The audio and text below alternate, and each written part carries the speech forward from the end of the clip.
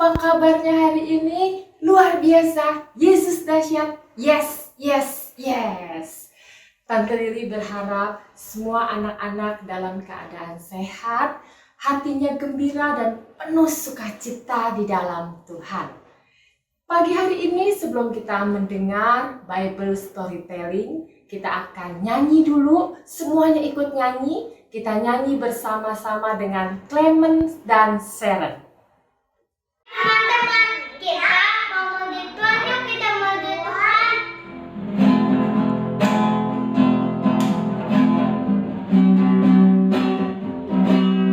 Bila kau inginkan sesuatu terjadi,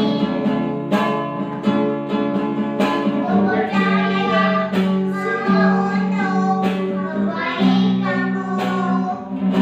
Bila nanti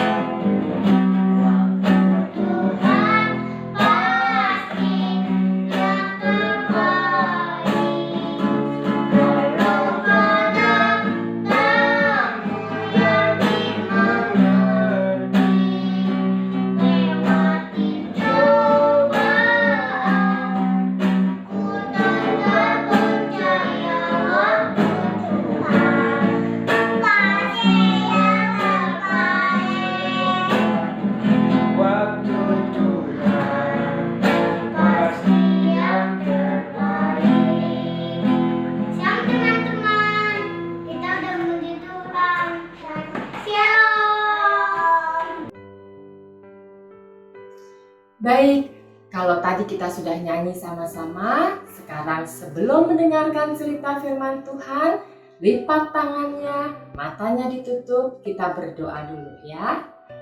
Tuhan Yesus, kami bersyukur hari ini kami bisa beribadah sekolah minggu. Kami sudah bernyanyi memuji Tuhan. Sekarang kami mau mendengarkan firman Tuhan. Tuhan tolong supaya kami mengerti firman Tuhan dan kami melakukan firman Tuhan di dalam hidup kami setiap hari. Dalam nama Tuhan Yesus, haleluya, amin. Cerita firman Tuhan kita hari ini judulnya adalah Kota Patung.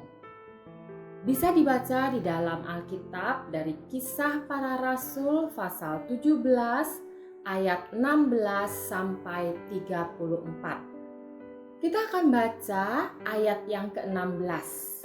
Yuk kakak-kakak yang sudah bisa baca, kita baca sama-sama ya.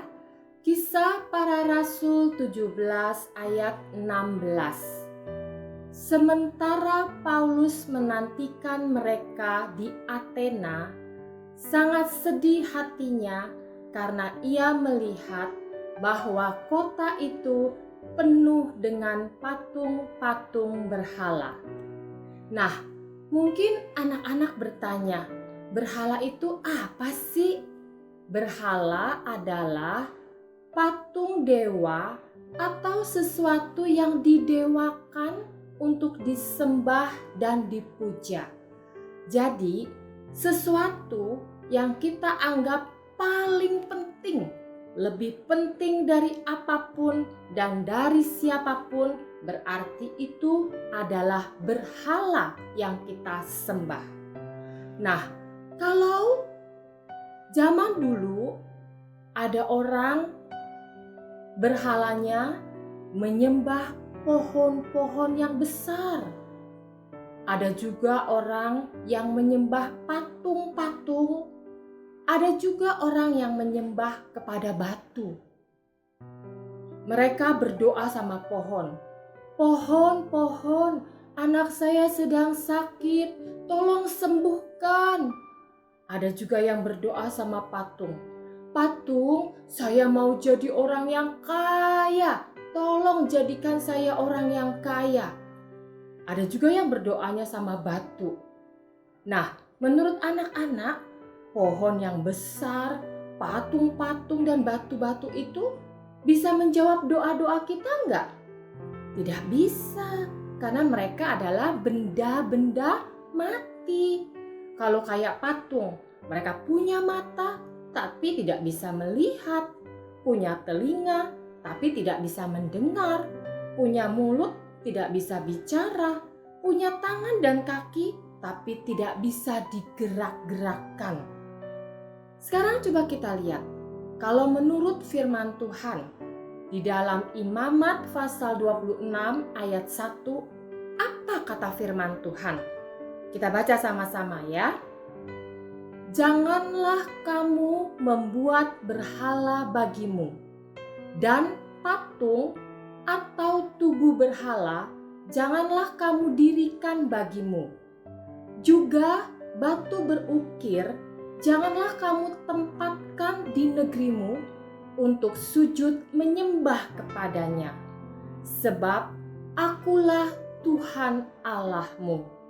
Jadi firman Tuhan memerintahkan kepada kita tidak boleh menyembah patung atau berhala.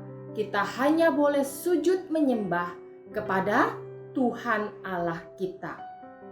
Nah, mungkin anak-anak sekarang bilang begini, tapi kita kan sekarang nggak ada yang menyembah patung, nggak ada yang berdoa sama batu, jadi nggak ada berhala. Eits, ada. Coba kita lihat gambar selanjutnya. Nah, ada yang berhalanya itu adalah main. Ingat, berhala itu adalah segala sesuatu yang kita anggap paling penting, lebih penting dari apapun atau siapapun. Ada yang berhalanya anak-anak itu main handphone, main gadget. Ada juga anak-anak yang berhalanya adalah nonton TV. Sebenarnya boleh nggak sih kita anak-anak itu main, atau kita pakai handphone, atau kita nonton TV? Boleh ya. Anak-anak memang harus ada mainnya. Kemudian kalau pakai handphone, pakai gadget, sekarang kalian sekolah secara daring pasti pakai handphone, pakai gadget. Atau kalau nonton TV juga boleh. Hanya tidak boleh kalau terus-menerus. Kalau lagi main, mama bilang, ayo makan, gak mau, gak inget makan. Atau kalau lagi main handphone, main game, nonton TV, mama suruh sekolah, bikin tugas sekolah, gak mau, ya. Atau disuruh bobok siang, gak mau. Nah, berarti itu main handphonenya, nonton TV-nya sudah menjadi berhala. Ya, itu yang tidak boleh. Nah, tadi waktu cerita Bapak Paulus sedih karena di Athena itu semua orang berdoanya sama patung. Itu sebabnya Paulus memberitakan firman Tuhan. Paulus katakan sama orang-orang di Athena bahwa kita hanya boleh menyembah kepada siapa? Kepada Tuhan Yesus Kristus. Karena Tuhan kita adalah Tuhan yang hidup. Tuhan kita bisa mendengar kalau kita berdoa. Tuhan kita bisa menolong, menjaga kita, melindungi kita, memberkati kita. Kalau kita sakit, kita berdoa, Tuhan bisa menyembuhkan, ya. Jadi, kita hanya boleh percaya, berdoa, menyembah kepada Tuhan Yesus Kristus. Hanya Tuhan Yesus Kristus adalah Tuhan dan Juru Selamat kita satu-satunya.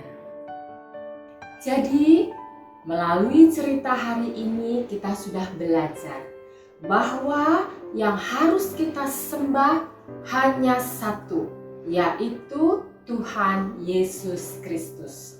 Kita hanya berdoa kepada Tuhan Yesus, karena hanya Tuhan Yesus yang bisa menjawab doa kita dan menolong kita semuanya. Sekarang sebelum kita tutup, kita lipat tangan, kita berdoa lagi sekali lagi.